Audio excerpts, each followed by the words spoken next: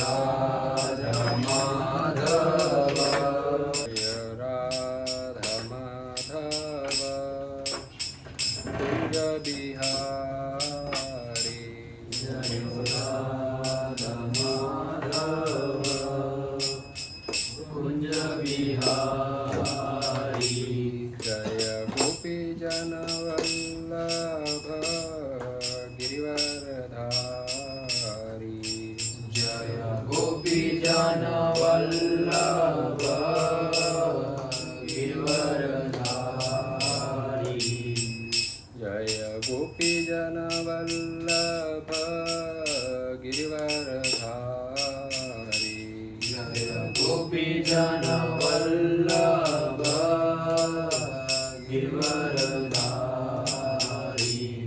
जय यशोदानंदन ब्रज जनरंजन यशोदानंदन व्रज जनरंजन जय यशोदानंदन ब्रज जनरंजन यशोदानंदन व्रज जनरंजन यमुना तीरावनचारी वीरावनचारी यमुना तीरावनचारी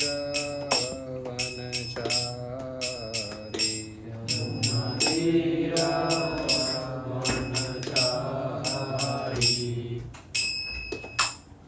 जय ओम विष्णुपाद परमहंस परिव्रजक आचार्य स्तोत्रश्रत Shrimad His Divine Grace Bhakti Siddhanta Saraswati Thakur Srila Prabhupada की जय जय ओम विष्णुपाद परमहंस परिव्रजक आचार्य स्तोत्रश्रत His Divine Grace AC भक्ति वेदांत स्वामी श्रील प्रभुपाद की जय इस्कॉन फाउंडर आचार्य श्रील प्रभुपाद की जय BBT फाउंडर आचार्य श्रील प्रभुपाद की जय वृंदावन धाम की जय मथुरा धाम की जय मायापुर धाम की जय नवद्वीप धाम की जय जगन्नाथपुरी धाम की जय तुलसी देवी की जय वृंदा देवी की जय भक्ति देवी की जय यमुना माई की जय गंगा माई की जय संकीर्तन यज्ञ की जय समवेत भक्त वृंद की जय गौर प्रेमानंदे हरि बोल।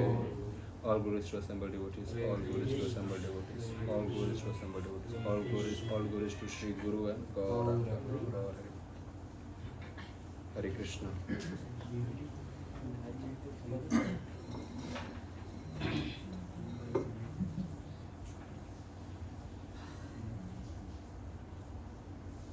Hare Krishna. Hare Krishna. दरवाजा बंद कर. ओम सबके साइलेंट है.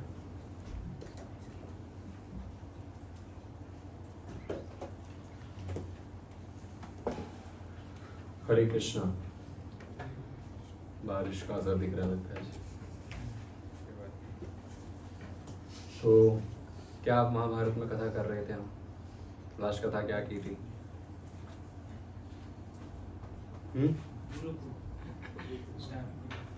गुरुकुल स्टार्ट हुआ है. गुरुकुल में क्या हुआ था? बोलिए. अश्वत्थामा और अर्जुन को लेके गए थे. अश्वत्थामा और अर्जुन को एक्स्ट्रा क्लासेस मिल रही थी. अब इस प्रकार पांडवों का और कौरवों का बहुत अच्छे से गुरुकुल चल रहा था. एक बार निषाद के राजकुमार द्रोणाचार्य के पास आए शिक्षा ग्रहण करने के लिए. उनका नाम था एकलव्य. निषाद के राजकुमार एकलव्य प्रिंस आए हैं, द्रोणाचार्य के पास आए, अपना दंडवत मारे, साष्टांग दंडवत किए और रिक्वेस्ट करी कि मुझे भी धनुर्विद्या आपसे ग्रहण करनी है. ठीक है. अब जब द्रोणाचार्य ने पता इत्यादि वगैरह पूछा, परिवार वगैरह, तो पता चला कि ये तो निषाद के राजकुमार है और क्षत्रियों से छोटी है जाति में. द्रोणाचार्य ने मना कर दिया कि मैं केवल राजकुमारों को, क्षत्रिय राजकुमारों को ही शिक्षा देता हूँ, बाकी लोगों को नहीं देता. अब एकलव्य को बड़ी दुख हुआ, परंतु दृढ़ निश्चय था, सीखना तो है. तो सीखना है तो उन्होंने क्या किया, अपने गुरु की कुटिया से कुछ दूरी पर ही जंगल में उन्होंने एक मूर्ति बना दी द्रोणाचार्य की, तो नीचे रख दो। उन्होंने द्रोणाचार्य की मूर्ति बनाई और उसको अपना गुरु मानकर उन्होंने जो है धनुर्विद्या का प्रैक्टिस शुरू कर दिया। ठीक है, काफी समय बीत गया और काफी निपुण हो गए थे एकलव्य धनुर्विद्या में। एक बार अर्जुन, कौरव, पांडव और कौरव के कुछ स्टूडेंट जो है वहां से गुजर रहे थे, तो उन्होंने देखा एकलव्य और बड़ा ही अच्छे से धनुर्विद्या सीखा है, बाण बड़े अच्छे से चला रहा है। तो वो गए द्रोणाचार्य के पास और उन्होंने कहा द्रोणाचार्य को कि ऐसा एक लड़का है वहाँ पर बहुत अच्छे से धनुर्विद्या सीखा हुआ है। द्रोणाचार्य सभी के साथ वहाँ पर देखने के लिए आए कि ये क्या चल रहा है, मतलब कौन है ये लड़का और कहाँ से सीखा ये। वे गए उसके पास और देखा ये तो एकलव्य है। एकलव्य को पूछा कि कौन सिखा रहा है आपको, आपके गुरु कौन है, गुरु कौन है आपके। एकलव्य ने कहा मेरे गुरु आप ही है। मुझे तो भगा दिया था मैंने, फिर कहाँ से गुरु हो गए। बोले कैसे, मैं आपका गुरु कैसे हूँ। द्रोणाचार्य ने एकलव्य को पूछा मैं आपका गुरु कैसे हुआ भाई। तो उसने बताया किस प्रकार उसने मूर्ति की स्थापना की है और मूर्ति के माध्यम से जो है ये धनुर्विद्या सीख गए। द्रोणाचार्य ने कहा अच्छा चलो ठीक है। बोले गुरु दक्षिणा लाओ, मैं आपका गुरु हूँ, आपने ये कहा है तो गुरु दक्षिणा लाओ, मैंने आपको इतना सिखाया है। सिखाया था क्या द्रोणाचार्य ने कुछ? बोले मैंने सिखाया है तो गुरु दक्षिणा लाओ। बोले हाँ हाँ गुरुदेव, जो गुरु दक्षिणा मांगो आप मिल जाएगी। बोले अपना राइट हैंड का अंगूठा काट के दे दो। अभी नैतिकवादी लोगों की बात करें, संसार के लोगों की बात करें तो वो कहेंगे कि द्रोणाचार्य ने बड़ा गलत किया, जाति भेद किया। और चलो जाति भेद किया तो किया, वो बंदा खुद अपने दम पे सीखा है। तो धनुर्विद्या में अंगूठा सबसे ज्यादा इंपॉर्टेंट होता है तीर छोड़ने के। आपने कभी छोड़ा है तीर? आपने खाली बातें ही छोड़ी बड़ी बड़ी, फिर आप लोग के काम कर। तो बोले तीर छोड़ने के लिए अंगूठे की आवश्यकता होती है। अंगूठा काट दिया तो अब ऐसे तीर छोड़ना बैलेंस नहीं बनेगा बराबर। ये संसार के लोग कहेंगे कि द्रोणाचार्य ने बड़ा गलत किया, परंतु द्रोणाचार्य कोई साधारण व्यक्ति नहीं है, वो ज्ञानी व्यक्ति है। उनको पता है कि किसको क्या सिखाना चाहिए, किसको क्या नहीं सिखाना चाहिए। और एकलव्य को उन्होंने मना कर दिया तो उसके भी कुछ कारण है। उसके कारण हम देखते हैं क्या क्या रीजंस है कि द्रोणाचार्य ने मना कर दिया। अभी कोई कोई कहेगा कि छोटी जाति के ऊपर ये निर्णय हुआ था कि एकलव्य को नहीं सिखाएंगे, तो ऐसा कुछ नहीं है। क्योंकि छोटी जाति की यदि बात की जाए तो फिर व्यासदेव जी तो मछुआरी सत्यवती के पुत्र है, पर वो तो शास्त्रों के उन्होंने लिखे शास्त्र। पिता ब्राह्मण थे, माता तो मछुआरी थी, तो फिर वो कैसे व्यासदेव जी इतने ऊंचे पद पर आ गए। वाल्मीकि देखा जाए तो वाल्मीकि जो है बम्बी पुत्र, कोई छोटी जाति है उनके पुत्र हुए, तो वे फिर कैसे वाल्मीकि बने, उन्होंने रामायण लिख दी।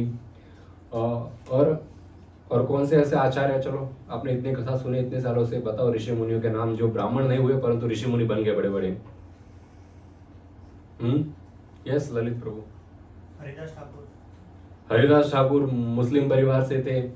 हाँ, और शास्त्रों से बताओ कुछ नहीं याद किसी को?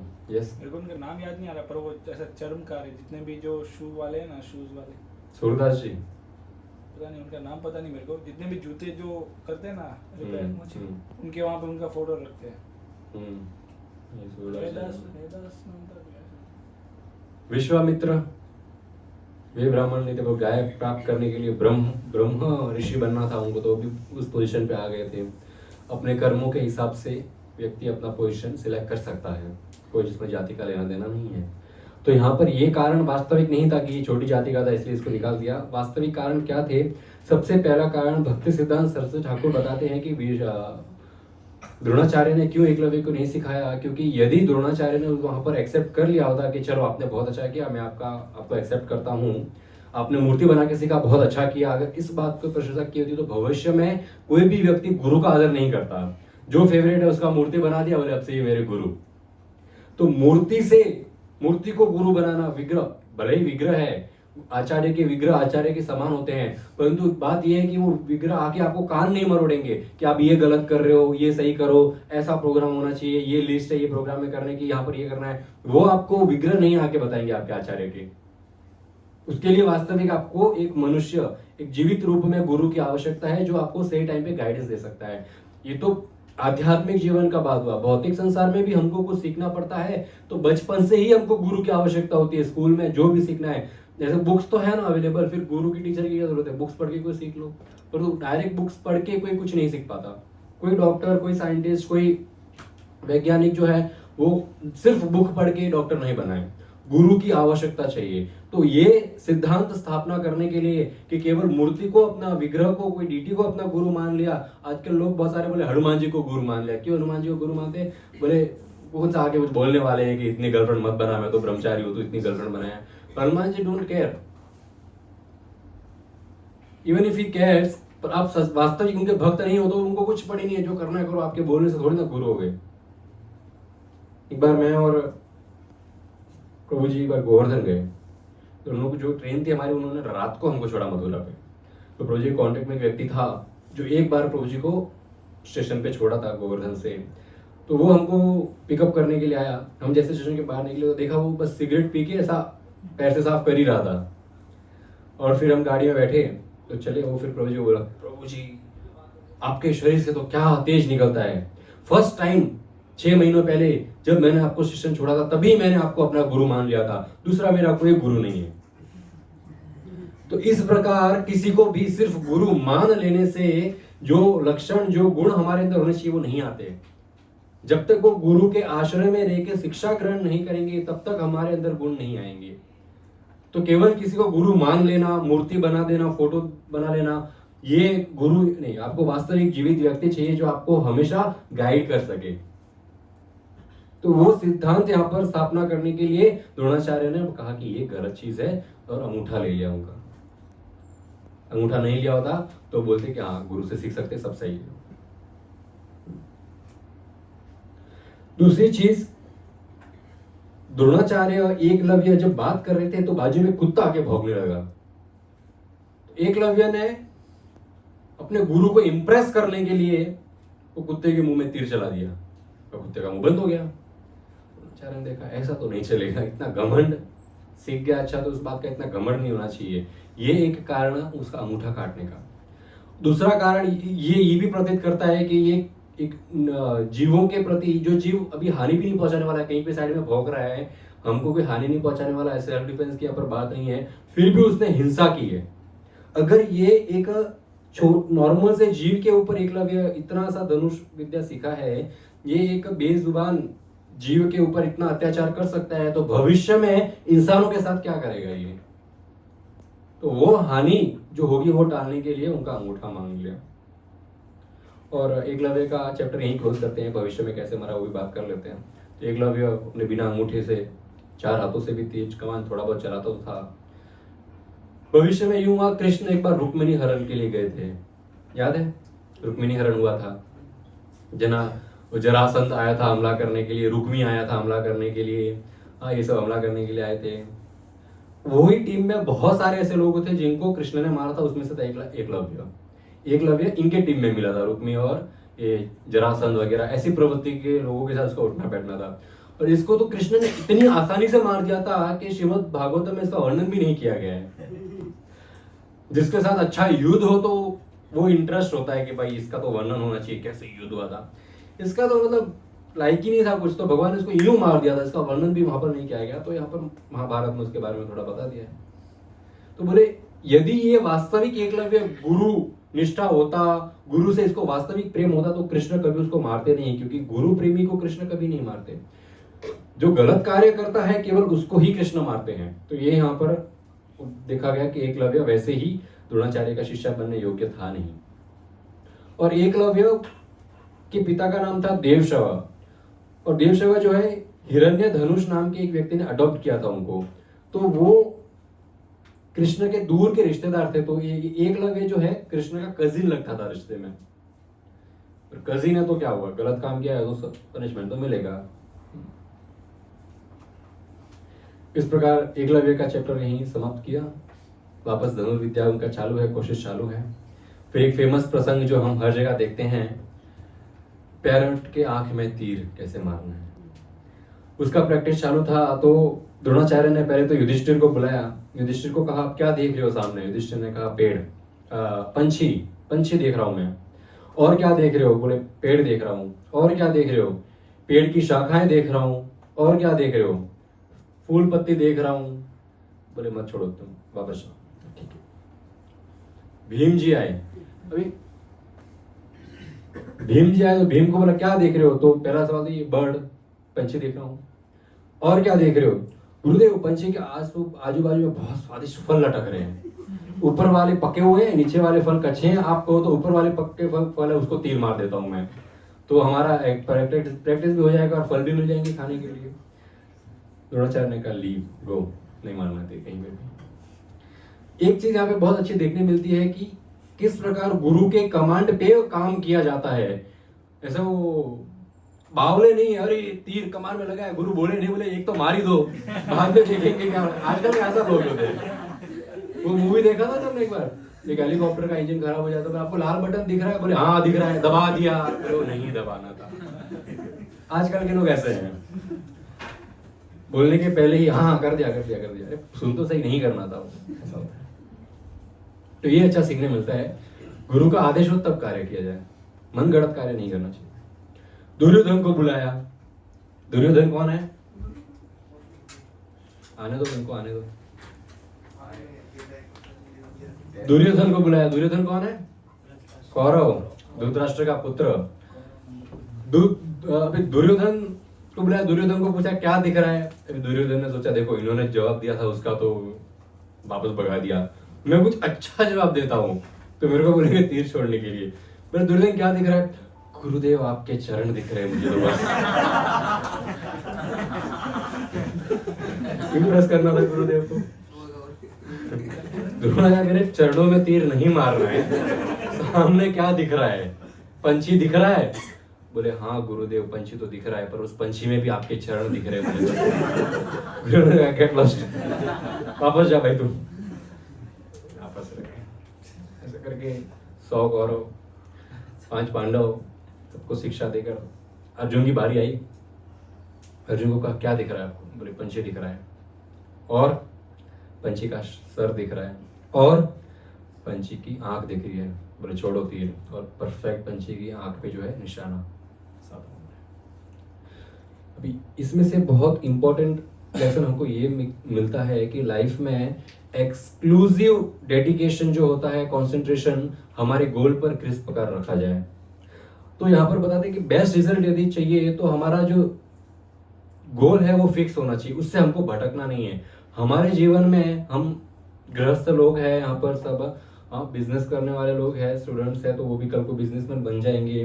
तो हमारे यहाँ 2 गोल है हमारे, एक तो भगवत प्राप्ति और सात्विक तरीके से एक मोड ऑफ गुडनेस में अच्छा धन कमाना का, ये 2 हमारे गोल है। परंतु दिक्कत क्या होती है, हम दोनों गोल में से किसी एक गोल के ऊपर भी ध्यान नहीं दे पाते। जब हमारा गोल धन कमाने का होता है तब हम सोचते हैं माला कर लेते हैं, थोड़ा मंदिर चले जाते हैं, थोड़ा मंदिर में प्रोग्राम है।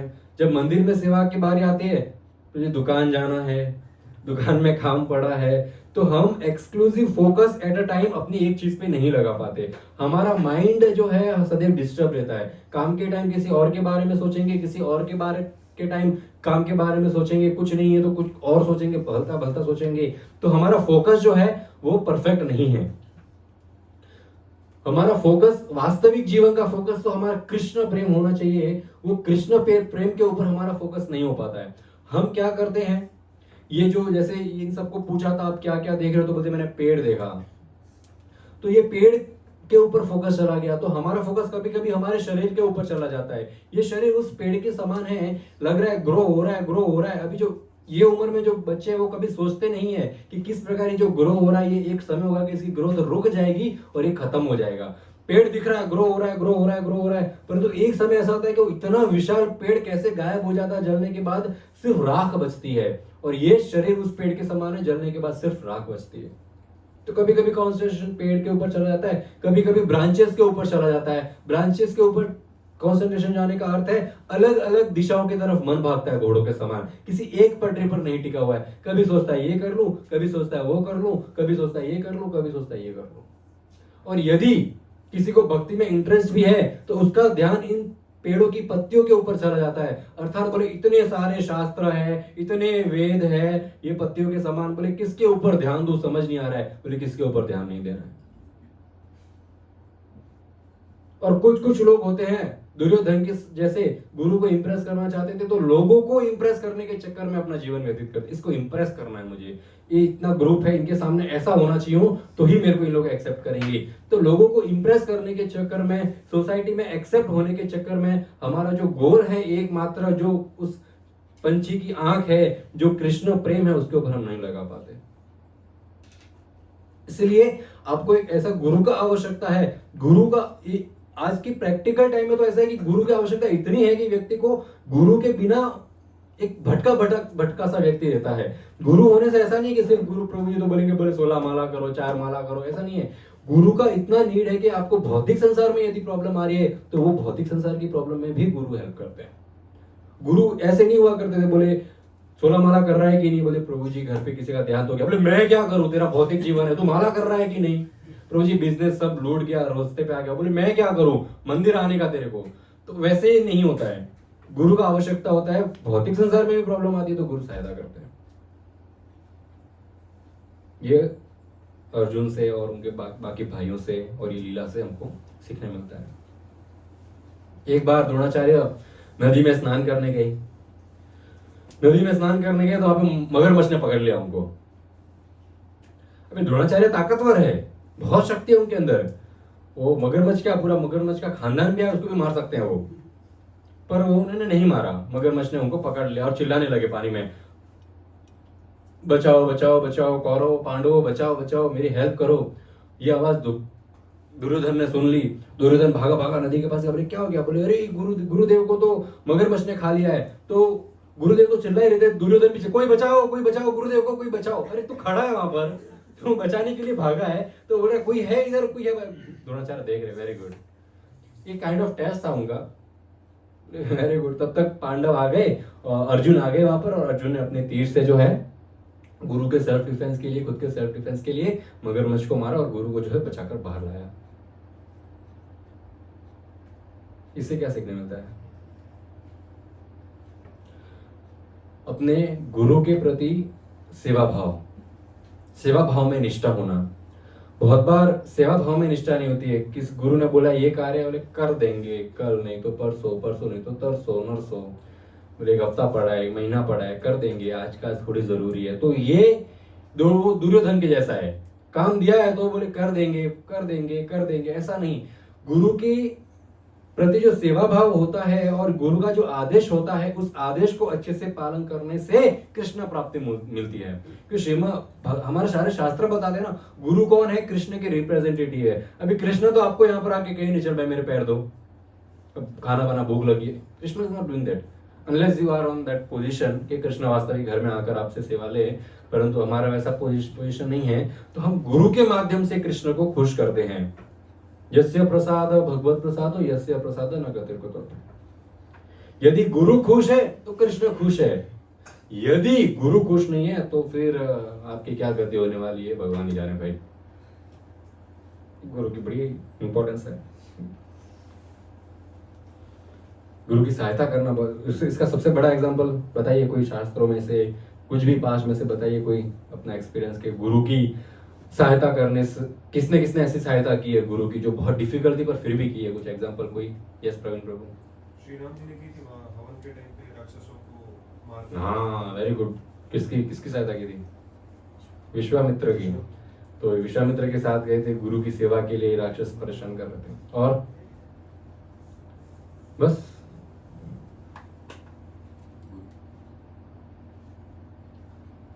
यस। कृष्ण जब वहाँ पे गए थे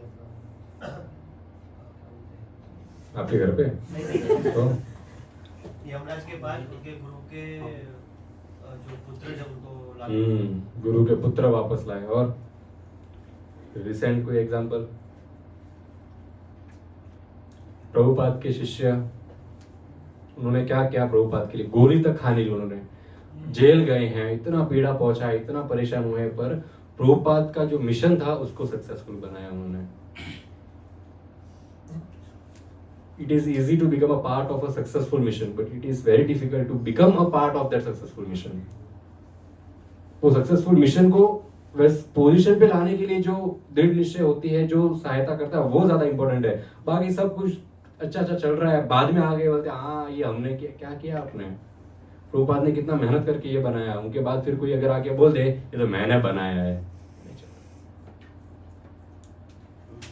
यस, गुरु जी को लेने भी आए तो उनकी आंखें निकाल दी थी. गुरु को लेने आए थे, आंखें निकाल के दी थी. रामानुजाचार्य को एक राजा ने भेजा कि रामानुजाचार्य की आंखें निकलवा लो. तो उनके शिष्य थे कुरेश. तो कुरेश बोले मैं सन्यासी, उस समय ऐसा फोटो तो हुआ करता नहीं, बोले ये गुरु जी फोटो जाके लेके आओ. सुना हुआ था. तो आए तो कुरेश तो ग्रस्त व्यक्ति था, बाल बच्चों वाला. कुरेश ने अपने गुरु के वस्त्र सन्यास के पहन लिए और अपने गुरु को वहां से और कहीं भेज दिया. वो चले गए, बोले मैं ही हूँ रामानुजाचार्य. फिर जिंदा आंखें नोच ली गई उनकी, गुरु के प्रेम के लिए उन्होंने कर दिया. Very good. अब उनका गुरुकुल समाप्त हो गया. अब फाइनल ग्रेजुएशन डे आया, फाइनल टेस्ट आया. तो इनके सबके माता पिताओं को बुलाया गया, पेरेंट्स टीचर्स मीटिंग हुआ. कुंती देवी है, भीष्म पितामह है, धृतराष्ट्र है, सब आए. बोले फाइनल देख लो क्या क्या सीखे. तो उन लोग अपना धनुर्विद्या को सीखा है, कोई गदा चलाना सीखा है. तो इस प्रकार का कंपटीशन होना शुरू हुआ. युधिष्ठिर आया. युधिष्ठिर ने, उनके पास भाला था, उन्होंने भाले से बहुत अच्छा बताया कि क्या क्या सीखे हैं वो. फिर भीम आया. भीम और दुर्योधन साथ में आए अपने अपने गदा लेकर. तो यूं घुमाने लगे और दिखाने लगे कितनी पावर है.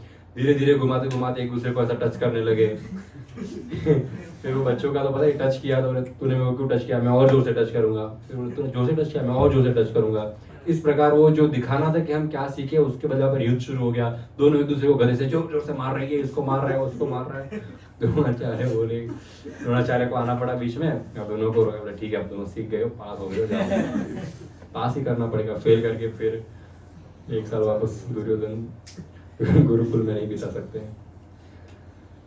तो इस प्रकार सबने टैलेंट दिखाए. फिर अर्जुन की बारी आई. तो अर्जुन ने सबसे पहले तीर चलाया. और वो तीर, सब वरिष्ठ लोग वहां पर थे, कुंती, भीष्म पितामह, द्रोणाचार्य, उनके चरणों के आगे जाके वो तीर गिरा. एज अ रिस्पेक्ट ऑफर की उन्होंने अपने बड़ों को. दूसरा तीर चलाया. दूसरे तीर से फूल की पत्तियां आई और उनके जो वरिष्ठ थे उनके ऊपर गिरी.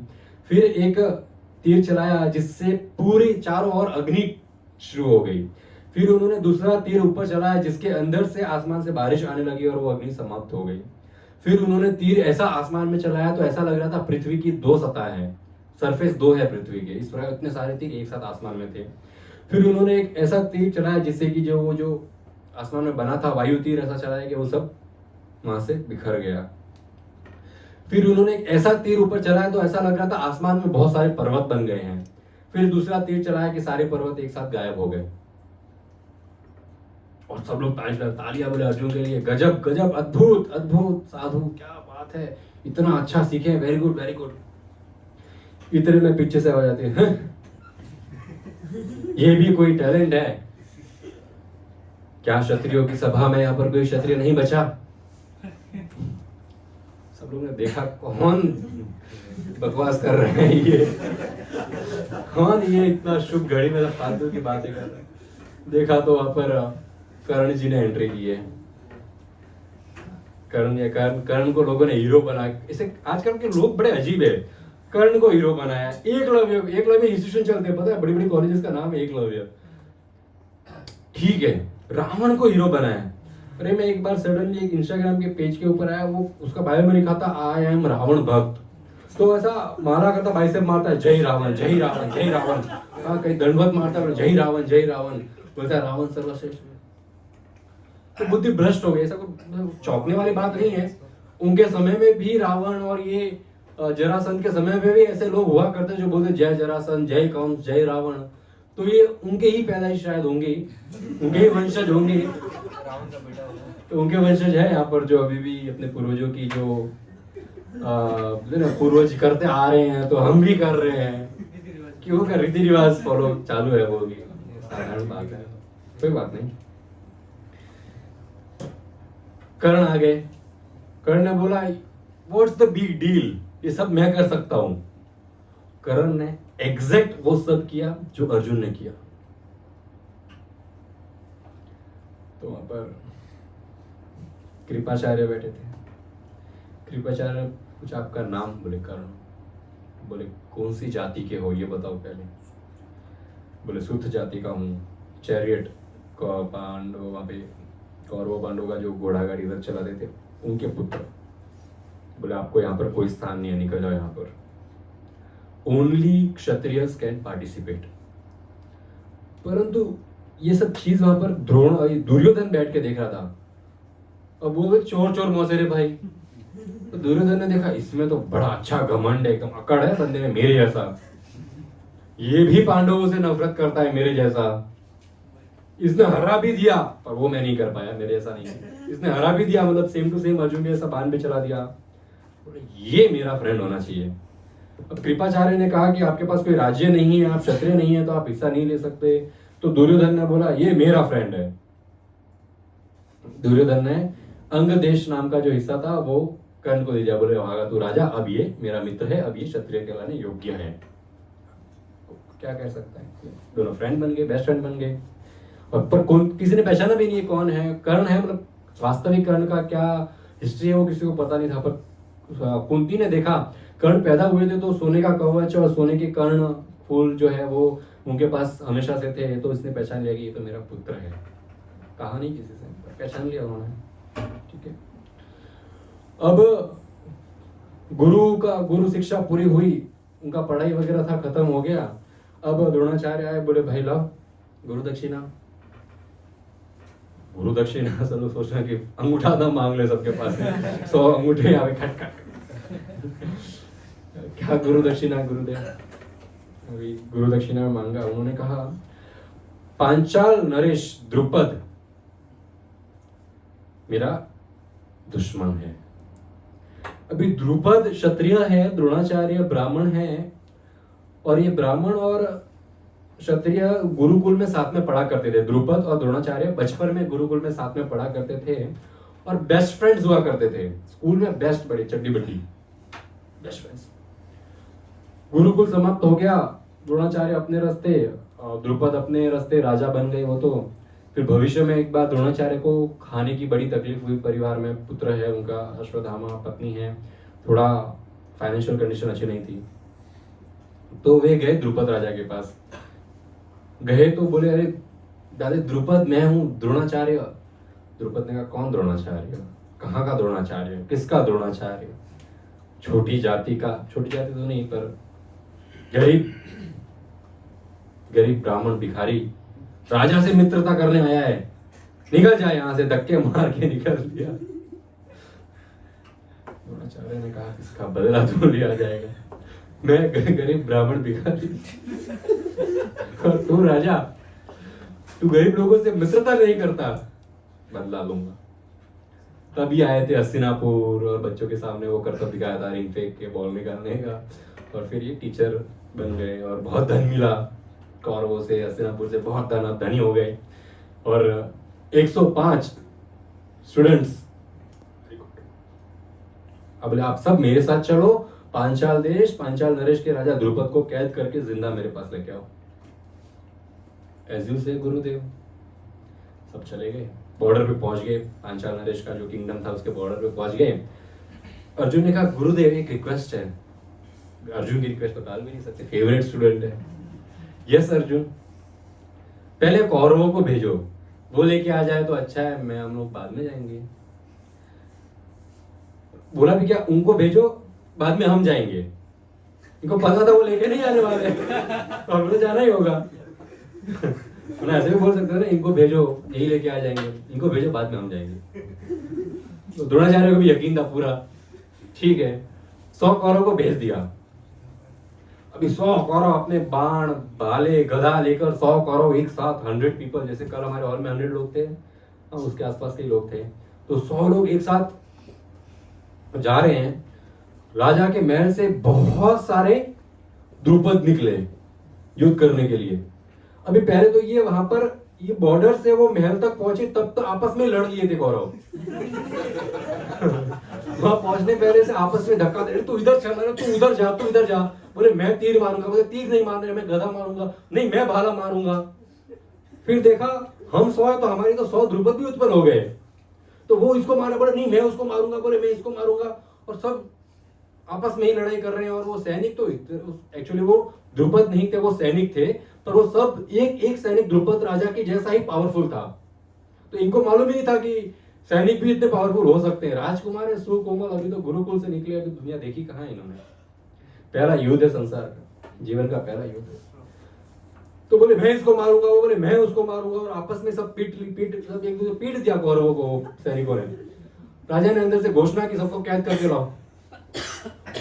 तो सारे सैनिक ये कौरवों को कैद करने के लिए आए, परंतु जैसे तैसे बच लड़कर भागते हुए 100 के 100 कौरव रोते चिल्लाते द्रोणाचार्य के पास आए। द्रोणाचार्य वहां पर तो 100 द्रुपद है, बहुत सारे द्रुपद है। वास्तविक द्रुपद कौन है? द्रोणाचार्य बोला एक भी द्रुपद नहीं, वो सैनिक है सारे के सारे जिसको तुम द्रुपद मान रहे हो।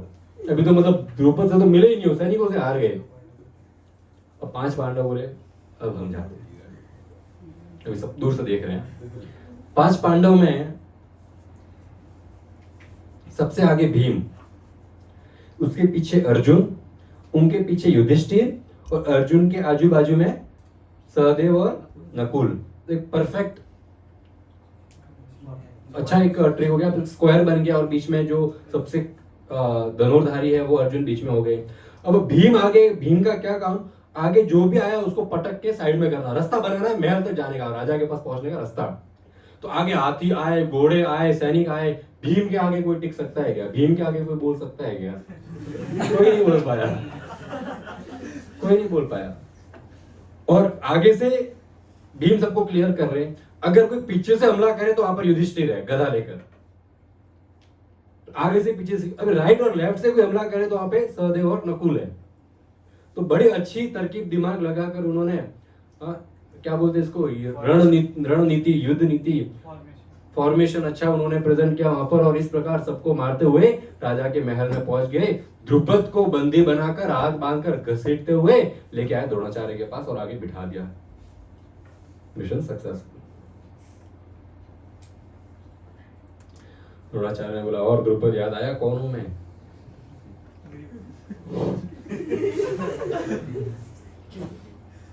द्रोणाचार्य कितने दयालु। देखो आप, एक ब्राह्मण का दया ऐसा होता है। यहाँ पर तो हमें एक्चुअली एंड रिजल्ट पता है, इसलिए हम शायद ज्यादा सहानुभूति न दिखाए द्रोणाचार्य के प्रति, परंतु फिर भी उनका जीवन बहुत अच्छा रहा है।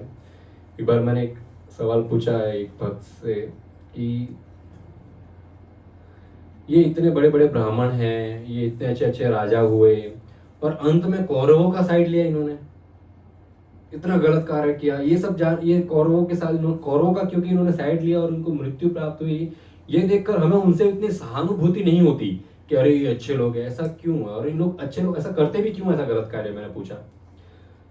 तो उन्होंने बताया कि देखो व्यक्ति का जीवन बहुत बड़ा होता है। आज के समय में भी देखें तो व्यक्ति लगभग 80 साल तक जीता है। अभी 80 साल में यदि उसने कोई एक आध बार गलती कर दी तो इसका यह अर्थ नहीं है कि वो व्यक्ति का पूरा जीवन ही खराब गुजरा है। उसने जीवन में बहुत सारे अच्छे कार्य भी किए हैं। कोई कितना भी अच्छा भक्त हो जाए, कितना वरिष्ठ, कितना समझदार व्यक्ति हो जाए, गलती तो मनुष्य से ही होती है। जीवन में वो कभी ना कभी कोई तो गलती कर सकता है। वो एक एक गलती से हमें ये नहीं भूलना चाहिए कि पास्ट में इसने कितने अच्छे काम किए हैं। इसका सबसे बड़ा एग्जाम्पल क्या है? भीष्म पितामह। जब से जन्म हुआ है तब से किस प्रकार उन्होंने कौरवों को, पांडवों को संभाला है, किस प्रकार हस्तिनापुर को संभाला है, एकदम बोले एकदम बहुत अच्छी चीज है। सराहना करने योग्य कार्य किया उन्होंने। राजा नहीं हुए तो भी उन्होंने कितने संभाला है, और अंत में कुछ कारण से उन्होंने कौरवों का साथ ले लिया। इससे उनका पूरा जीवन जज नहीं होता कि ये तो गलती है, भीष्म पितामह गलत काम किया। तो द्रोणाचार्य ने कहा कि ठीक है, मैं गरीब था, आपने मेरे से दोस्ती नहीं की, कोई बात नहीं। अभी राजा को बंदी बना लिया, मतलब राज्य अपना है ना। तो अभी ये पूरे पांचाल देश के जो है, थैंक यू प्रभु,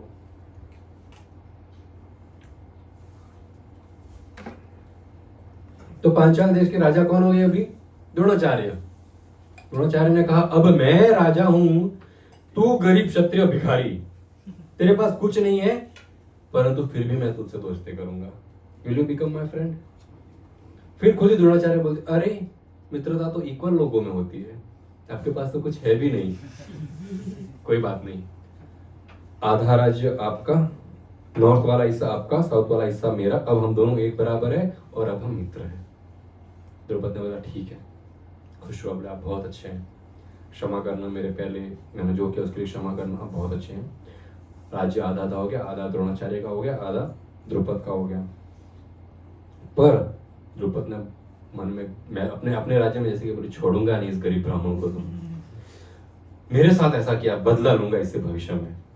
क्या बदला लिया वो बाद में देखेंगे, परंतु एक चीज देखने लायक है कि बदला लेने का जो भावना होता है ना, इसमें कभी कोई रिजल्ट नहीं आता। इसने इसके साथ गलत किया, बोले मैं बदला लूंगा, इसने बदला ले लिया, अब वो व्यक्ति बोला मैं भी बदला लूंगा, वो बोलता है मैं भी बदला लूंगा। ये बदला लेने के चक्कर में पूरा जीवन व्यतीत हो जाता है और कर्म के जाल में हम फंसते ही जाते हैं। बदले का एक ही सॉल्यूशन है, वो है फॉरगिवनेस। यदि दो में से कोई एक भी बोले ना आई फॉरगिव यू, वो वहीं पे समाप्त हो जाती है चीज। परंतु आजकल बहुत डिफिकल्ट है, बदले की आग में व्यक्ति का पूरा जीवन चला जाता है, परंतु वो 2-3 बीघा जमीन, वहां उसका केस जिंदगी भर चलते रहता है उसके ऊपर। ये दोनों में से एक भी उसको सुख नहीं भोग पाता उस जमीन का, दोनों युद्ध कर रहे हैं तो वो ऐसे ही पड़ी है। तो क्या ऑप्शन है इसका, आपस में बांट लो भाई आधी आधी। ये तो मेरे को आज तक पल्ले नहीं पड़े लोगों की बात की, झगड़ा क्यों करते हैं इस जमीन के लिए। जितने भाई है आपस में इक्वली बांट लो, झगड़ा करने वाली क्या बात है इसमें। पिताजी ने किसी को ज्यादा दिए, किसी को कम दिया, तो भाइयों को आपस में समझना चाहिए कि पिताजी ने सही नहीं किया है बंटवारा, हम कर लेते हैं आपस में, थोड़ा थोड़ा बांट लेते हैं। बहन आ गई बीच में, मैंने देखा है मेरे फ्रेंड्स है ऐसे बुआ है भाई है, उन्होंने जिंदगी शादी के बाद जिंदगी में बातें ही नहीं, आपस में भाई बहन बात ही नहीं करते। रक्षाबंधन में भी बहन नहीं आती, क्यों, वो बहन को चाहिए वो जमीन, वो भाई देना नहीं चाहता है। और या फिर पिता माता ने बहन को जमीन दे दी तो भाई बोल रहा है बहन को क्यों दी, मेरे को देनी चाहिए। ये सब लफड़ों में जिंदगी यूं ही गुजर जाती है। इतना सा नहीं समझते लोग कि अरे ये बहन तेरे को, ये बहन कोई भी हमारा रिलेशनशिप है इस भौतिक संसार का, भाई है, बहन है, माता पिता है, या फिर पत्नी है, बच्चे हैं, मित्र हैं, ये रिलेशनशिप सिर्फ इसी जन्म का है। इसके पहले ये लोग आपके साथ नहीं थे, इसके बाद ये आपके साथ नहीं थे कि ये जन्म चलो बिगड़ गया तो बिगड़ गया, अगले जन्म में बहन के साथ अच्छा मित्रता रख लेंगे, ऐसा नहीं होता है। गौन तो गौन, ये जीवन में आपने अपने बहन भाई और परिवार के साथ अच्छा रिश्ता नहीं रखा और आप अलग हो गए हो, आपकी दुश्मनी बन गई है, तो फिर अगला जीवन आपको कोई चांस नहीं मिलने वाला है अच्छा रिलेशनशिप बनाने के लिए। द्रुपद ने कहा मैं तो बदला लूंगा इसका। क्या बदला लिया बाद में देखेंगे भविष्य में। हस्तिनापुर वापस आ गए। अभी बातें चल रही है कि युधिष्ठिर को राजा बनाया जाए, क्योंकि युधिष्ठिर जो है बड़ा है उम्र में और राजा का बेटा पांडु राजा थे, उनका पुत्र युधिष्ठिर राजा है, तो ये राजा बनना चाहिए। राजा बनने के पहले विश्व जीतना होगा, पूरे विश्व के सभी राजाओं को हराना होगा। तो उसमें युधिष्ठिर को जाने की जरूरत नहीं है, अर्जुन और भीम बोले हम दोनों जाके आते हैं। अर्जुन भीम गए, लगभग जहां गए सब लोग ने एक्सेप्ट कर लिया कि now we accept Yudhishthir as our king, we will pay the tax. जिन्होंने नहीं सरेंडर किया बोले वी विल फाइट, सरेंडर नहीं करना तो फाइट होता है। तो हार्डली 15-20 मिनट आधे घंटे का फाइट होता था, क्योंकि भीम के आगे कोई बोल सकता है क्या, नहीं बोल सकते, हार जाते थे। बोले ठीक है एक्सेप्ट। इसकी लंबी स्टोरी है पर हम उसमें नहीं जाएंगे अभी। इस प्रकार पृथ्वी पर उन्होंने सब राजाओं पर जीत हासिल कर ली और युधिष्ठिर को जो है विश्व का राजा बनाने की घोषणा कर दी गई। अब जैसे ही ये घोषणा हुई, धृतराष्ट्र इनसिक्योर हो गए। धृतराष्ट्र कौन है, कौरवों के पिताजी। अब वो सोच रहे हैं हमारा क्या होगा भाई, युधिष्ठिर राजा बन गए तो हमारा क्या होगा, what will be our future. अपने पर्सनल मंत्री को बुलाते हैं, कनिक आए, मंत्री आए, कनिक बोलिए राजा महाराज जी बोलिए अब हम क्या करें, हमारा भविष्य क्या होगा, युधिष्ठिर राजा बन गया तो। कनिक बोलते आपके बच्चों की तो ऐसे की तैसी हो जाएगी, इनको तो जी हुजूरी जिंदगी भर करनी पड़ेगी। मुझे तो चिंता हो रही है महाराज, कौरवों को खाना भी मिलेगा कि नहीं। कब बेचारा ऐसा, पांडवों ने कभी भूखे तो रखा नहीं है कौरवों को, ना कभी उनके साथ कभी गलत किया। इनफैक्ट वो भीम को जहर खिला के मार रहे थे, पर फिर भी ये बोल रहे कि पता नहीं आपके बच्चों को भविष्य में खाना मिलेगा कि नहीं मिलेगा, कोई भी चीज चाहिए तो युधिष्ठिर के पास जाएंगे साइन करवाने के लिए, राजा है, उनके परमिशन के बिना बेचारे सांस भी नहीं ले पाएंगे आपके बेटे। धृतराष्ट्र बोले अभी क्या किया जाए कनिक। दुर्योधन भी आए वहां पर। कनिक ने कहा राजा, राजा तो नहीं है धृतराष्ट्र, आपको एक स्टोरी बताता हूं, आपको पता चल जाएगा क्या करना चाहिए।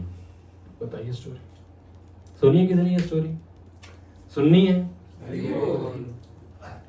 कनिक ने कहा राजा, एक जंगल में एक शेर था, एक भेड़िया था, एक चूहा था और एक नेवला था।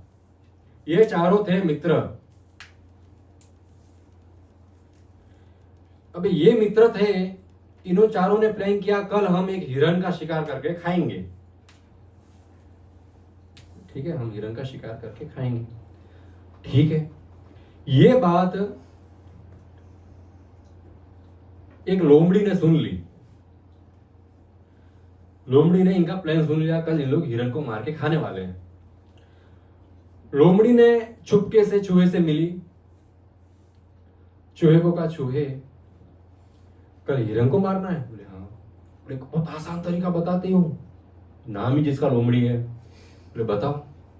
बोले अभी रात होने वाली है, हिरण तो सो जाएगा, और चूहे के पास एक बहुत स्पेशल टैलेंट है, वो जब किसी का शरीर खाता है तो व्यक्ति को पता नहीं चलता कि चूहा खा रहा है, क्योंकि उसकी सांस में ही एनेस्थीसिया है, ऐसा जहर भरा उसके सांस में ही कि वो पर्टिकुलर पार्ट जो है वो सुन्न हो जाता है और चूहा उसको खाता है, उसको पता नहीं चलता।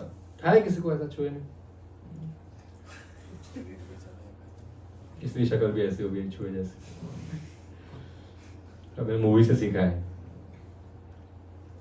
कोई स्पेशल पावर है क्या? रैटमैन पे रैटमैन नहीं बने। एंड में मौज में रहो। तो चूहे ने बोला अरे क्या दिमाग है लोमड़ी का, बोले किसी को बताना मत, तू ही करना। बोले हाँ। चूहा गया, रात को हिरन सोया था, पैर खासा खासा कुतर दिया, अच्छा खासा कुतर दिया कि भाई सुबह ये भाग नहीं सके, भाग नहीं सके, मार देंगे इसको तो। अगला दिन हुआ, हिरन उठा तो देखा एक पैर गायब है। बोले रात को तो 4 थे, 3 ही बचे, कहाँ गया? और इतने में शेर ने हमला कर दिया। अब हिरन भाग नहीं पाया 3 पैरों के मुकाबले, ऑटो रिक्शा थोड़ी है, ये तो जानवर ही।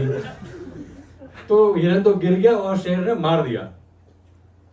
सिर्फ शेर नहीं मारा, क्योंकि ऐसा प्लान था उनका कि शेर मारेगा, बाकी सब मिल बांट कर खाएंगे। शेर ने मार तो दिया, शेर उसको खाने वाला था, लोमड़ी वहां पर आ गई।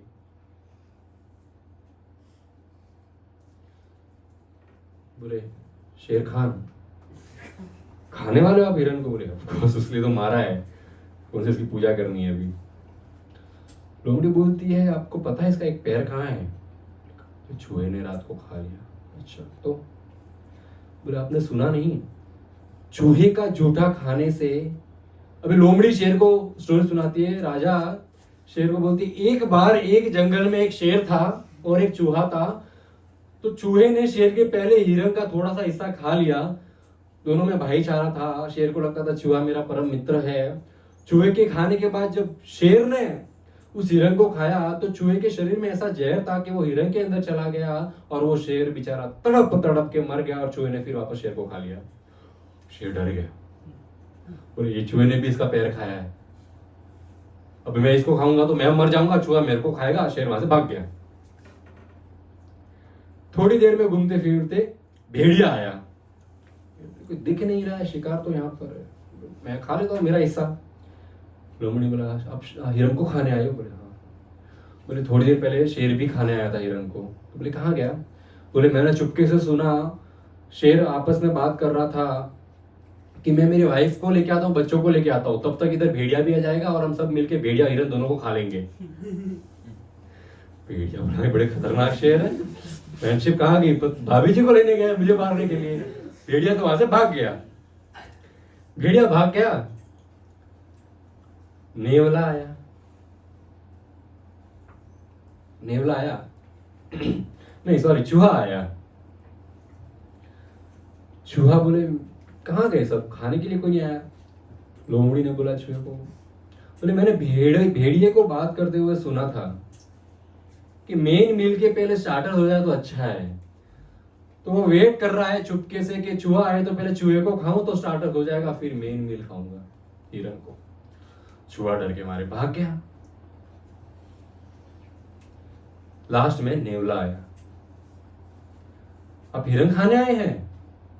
बोले हाँ, बाकी के लोग कहाँ गए? लोमड़ी ने कहा कि मैं पीछे यहां से चुपके से सुन रही थी, ये तीनों प्लानिंग कर रहे थे कि हम नेवले को ढूंढते हैं, उसको मार लेंगे तो नेवले के हिस्से का हिरन भी हमको मिलेगा, ज्यादा प्रॉपर्टी मिलेगी। नेवला डर गया, बोले कहीं तीनों ने पकड़ लिया तो आग लग जाएगी। नेवला वहां से भाग गया। अब लोमड़ी ने अकेले उस हिरन को दावत मनाई और अपने घर चले गई। कनिक ने कहा राजा कैसे लगी स्टोरी? आइडिया तो अच्छा है, पर हम ये जानवरों को भगाएंगे यानी पांडवों को भगाएंगे कैसे?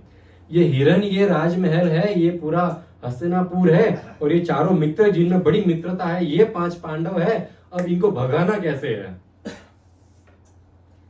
दुर्योधन ने कहा वो लोमड़ी मैं ही हूं, मैं प्लान करूंगा इनको कैसे भगाना है। धृतराष्ट्र ने कहा कि इनको भगाए, पर भगाए कैसे? दुर्योधन ने कहा इनको हमें मारना होगा, भगाने से काम थोड़ी चलता है, भागने वाले में से थोड़ी है पांडव।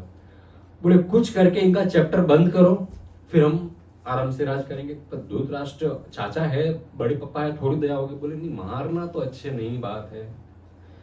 अभी एक्चुअली दया तो थी नहीं, पर उनको ये डर था कि बाकी के लोग क्या बोलेंगे। अगर पांडवों को मार दिया तो जनता चुप बैठेगी। अरे जनता को तो बोले, दुर्योधन बोला टैक्स कम कर देंगे, people need only entertainment and food, they will be happy. उनको स्पोर्ट्स दे दो, खाने के लिए पॉपकॉर्न दे दो, संसार में क्या हो रहा है दे डोंट केयर। बाबे दी मेहर, गवर्नमेंट के यहाँ से पॉपकॉर्न और मूवी मिल रहा है, एंटरटेनमेंट स्पोर्ट्स मिल रहा है, और क्या चाहिए? तो बोले जनता तो ठीक है, भीष्म पितामह चुप बैठेंगे, द्रोणाचार्य चुप बैठेंगे, अभी तो फेवरेट पांडवी है, विदुर चुप बैठेगा क्या? इनको कैसे चुप कराएंगे? धृतराष्ट्र ने कहा कि भीष्म पितामह की तो चिंता नहीं, भीष्म पितामह से चिंता नहीं है हमको, वो तो न्यूट्रल है, वो ज्यादा तहजाक नहीं करेंगे। वो बोलेंगे गद्दी खा लिए इनको राजा बना दो, वो तो हमेशा से वही करते हैं, गद्दी खा लिए इसको बिठा दो, उनका तो एक ही काम है। बोले उनका टेंशन नहीं है।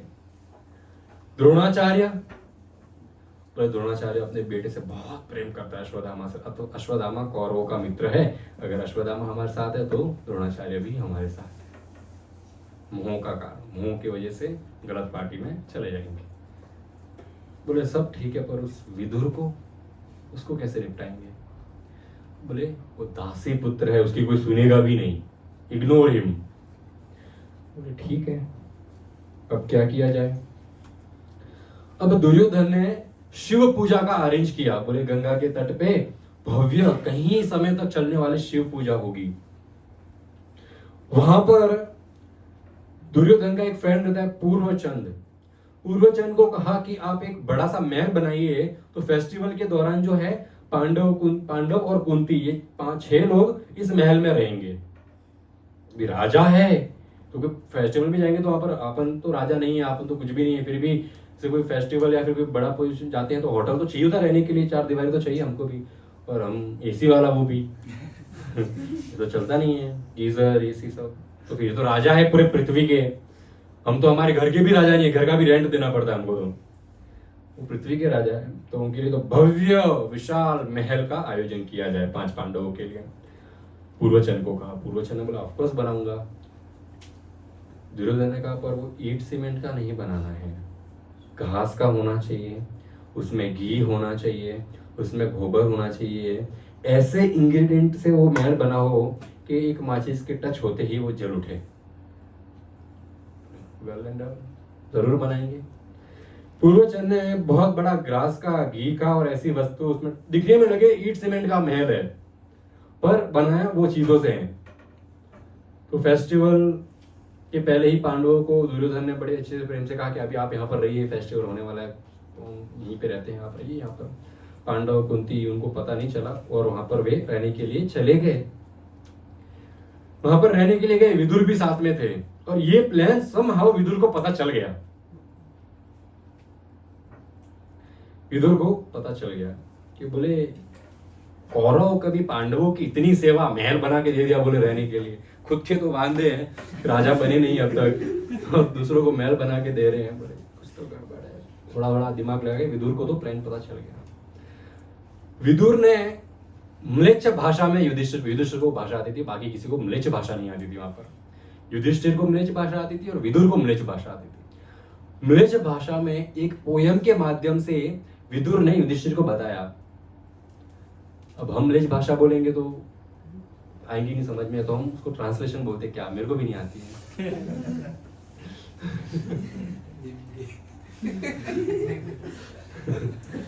तो विदुर ने कहा कभी कभी दुश्मन हमें मारने के लिए कभी कभी दुश्मन हमको मारने के लिए अस्त्र शस्त्र का इस्तेमाल नहीं करते, कभी दुश्मन हमको रहने के लिए ईंट पत्थर मेटल का घर नहीं बनाते, कभी कभी दुश्मन घर में ऐसी वस्तुएं डालते हैं कि जो जल के राख हो जाती है, कोई तो घर में ऐसे खिड़की और दरवाजे बने हैं जिसमें घास फूस भरी हुई है। बस युधिष्ठिर समझ गए दुश्मन कौन है, वेपन क्या है, किस घर की बात हो रही है। कुंती ने कहा ये क्या बोल रहा है ये विदुर, क्या समझा नहीं। युधिष्ठिर ने पांचों पांडवों और कुंती को बताया कि ये कौरवों का प्लान है भाई, ठीक है, पर हमें नॉर्मल रहना है, हमें बताना नहीं, हमको प्लान पता चल गया है। वो एक साधारण व्यक्ति की तरह उस महल में रहने लगे। बहुत समय जाता और पूर्वचंद जो है, और अभी इनको पता चल गया है पूर्वचंद भी इनके साथ है, तो पूर्वचंद से बहुत गहरी मित्रता कर ली इन्होंने। इधर ही पूर्वचंद को खाना खाने का, इधर ही रहने, मतलब रात को घर पे जाते थे पूर्वचंद और पूरा दिन इनके साथ ही समय भी व्यतीत करते थे। साथ ही साथ विदुर की सहायता से उन्होंने क्या क्या करा कि रात रात में उस महल के नीचे से खुदाई शुरू करी और वो कहीं और रास्ता निकलता था बाहर। दिन में उसको जैसे ढक देते थे, बोले यार पूर्वचंद आए, बैठिए बैठिए, ऑल गुड, वेरी गुड। रात होते ही खुदाई चालू होती थी वहां पर। काफी समय बीत गया, खुदाई वुदाई हो गई। अब फेस्टिवल नजदीक आ रहा है। एक दिन पूर्वचंद आए यहाँ पे, ऐसे इनके घर में आए और बोला आप सब खुश तो हैं यहाँ पर, आपको किसी चीज की कमी तो नहीं हो रही है। भीम बोलता है सब अच्छा है, पर मुझे बार बार घी की बहुत सुगंध आती है यहाँ पर। ये डर गया पूर्वचंद, बोले पता तो नहीं चला घर के दीवारों में घी भरा हुआ है। युधिष्ठिर ने इशारा किया भीम को, यार इसको बता मत, वरना प्लान, इन्होंने जो प्लान किया उनसे भारी प्लान तो हमारा है, वो नहीं बाहर आना चाहिए। युधिष्ठिर ने कहा अरे भीम, वो पूर्वचंद हमसे इतना प्रेम करते हैं, जो ये हमारे लिए मिठाइयां लाते हैं ना उसमें घी होता है ना पूर्वचंद। अरे हाँ हाँ हाँ पूर्वचंद बोले हाँ वेरी गुड, हाँ घी में प्रसाद में बोले हम घी डालते हैं आपके लिए, इसलिए घी की स्मेल आ रही है। भीम ने कहा एक दिन हमको भी मौका दीजिए, हम भी घी डाल के खाना खिलाते हैं आपको। बोले आ जाइए आज रात को। जबरदस्त फीस्ट बनाया ये घी डाल डाल के, पूर्वचंद को भर भर के खिलाया। बहुत लेट तक पूर्वचंद का गले तक खाना आ गया। युधिष्ठिर ने कहा पूर्वचंद आप मेरे बहुत परम मित्र हैं, आपने इतना पेट भर के खाया, अब आप कहाँ रात को घर जाएंगे, आज रात यहीं सो जाइए, कल सवेरे चले जाना। पूर्वचंद का ट्रस्ट इन्होंने जीत लिया था पूरी तरह से, लेकिन पांडव कभी गलत कर ही नहीं सकते। तो अभी आप इतना फोर्स कर रहे हो तो यहीं सो जाते हैं, कल घर चले जाएंगे। युधिष्ठिर ने कहा सो जाइए, सर पे हाथ घुमाते घुमाते उसको सुला दिया। अब ये 5 भाई और 1 माता बोले डन, रेडी, प्लान स्टार्ट करें। जो गड्ढा खोदा था उसको सामान उठाया, सभी लोग उसके अंदर से बाहर निकले। युधिष्ठिर ने एक माचिस जलाई उस घर में और उसमें से निकल गए और वो पूर्वचंद वहीं जल के भस्म हो गया। सवेरे न्यूज गई हस्तिनापुर, बोले अरे वो पांडवों का महल जल गया, पांडवों का महल जल गया। अभी उसमें हड्डियां मिली है हमको, सब पांडव जल के मर गए। अभी वो पता नहीं हड्डियां पूर्वचंद की है, सबको लग रहा है ये पांडवों की हड्डियां थोड़ी बहुत बची है, सब जल गया, हड्डियां बचती नहीं है पर थोड़ी बहुत बच गई, तो उनको लगा ये पांडवों की है थोड़ी बहुत हड्डियां। अभी ये न्यूज पूरे हस्तिनापुर में फैली है, पूरे हस्तिनापुर में हाहाकार मच गया, सब रो रहे हैं, सब दुखी हो गए, सब महल की तरफ आ रहे हैं, किसी को यकीन नहीं हो रहा है पांडव मर गए। दुर्योधन भी रोने की एक्टिंग कर रहा है, मेरे प्यारे भाई चले गए। मुझे बड़े दुख के साथ पूरे जनता के सामने ये न्यूज पढ़नी पड़ रही है कि हमारे भाई हमारे साथ नहीं रहे। मगरमच्छ के आंसू है।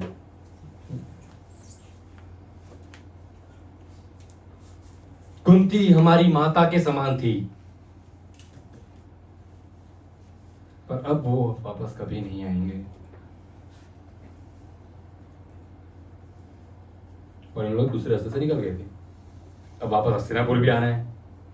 अब बड़ा लंबा वो सुरंग बनाया था उन्होंने, और वहां से चल के आना है, और वो था भी गंगा के किनारे कहीं पे दूर महल, वहां से चल के वापस आना है यहाँ पर हस्तिनापुर। तो लंबा रास्ता था, थक गए सब आते आते, बीच में नदी आ गई। भीम ने कुंती को सर पे बिठा दिया, एक हाथ में सहदेव और नकुल को पकड़ लिया बाजू में, और यहाँ पर कंधे पर अर्जुन और युधिष्ठिर को बिठा दिया, और भीम जो है इस प्रकार गंगा पार करते हुए इस ओर आ गए। फिर उन्होंने कहा किया नेक्स्ट हफ्ते देखेंगे। Thank you so much. Hare Krishna. Srila Prabhupada की जय।